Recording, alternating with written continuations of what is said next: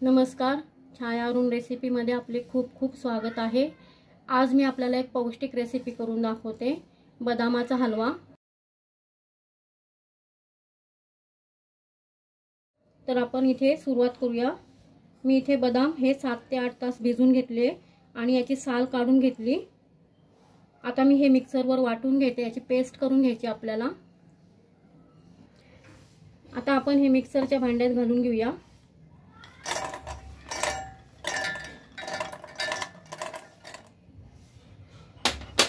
आणि आपल्याला याच्यामध्ये दूध घालून आपल्याला याची पेस्ट करून घ्यायची। आता याची मी पेस्ट करून घेते।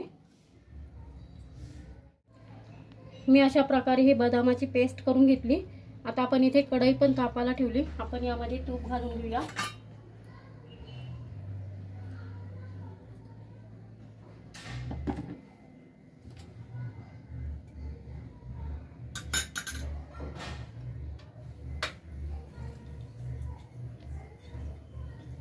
आता आपल्याला यामध्ये ही बदामाची पेस्ट घालून घ्यायची।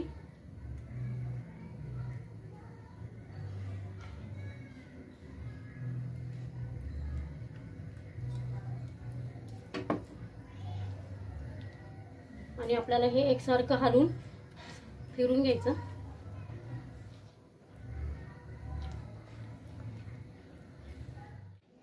आता आपण याच्यात साखर घालून घेऊया।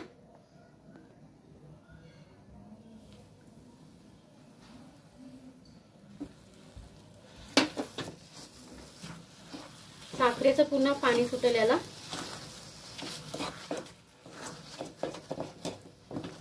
आपल्या आवडीप्रमाणे कमी जास्त करू शकता साखर, आपल्याला किती गोड हवं ते।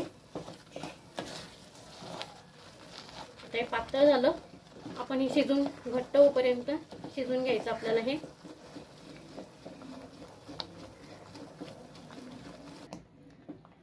आता आपण यामध्ये केसर घालून घेऊया।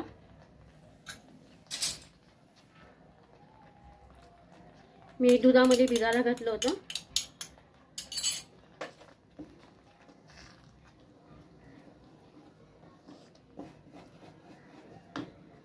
आणि वेलची पावडर घालून घेऊया।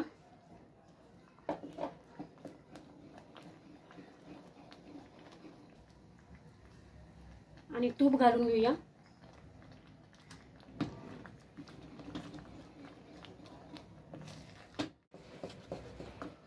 आपल्याला आणखीन एक चमचा तूप घालायचं याच्यामध्ये।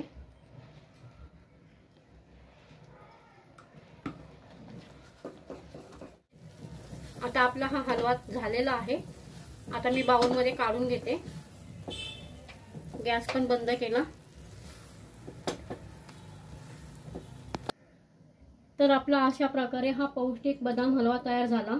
पौष्टिक म्हणण्याचे कारण की बदाम मध्ये जी विटॅमिन, कार्बोहायड्रेट, झिंक, आयरन आहे, त्यामुळे हा हलवा लहान मोठ्यांसाठी खूप हेल्दी आहे।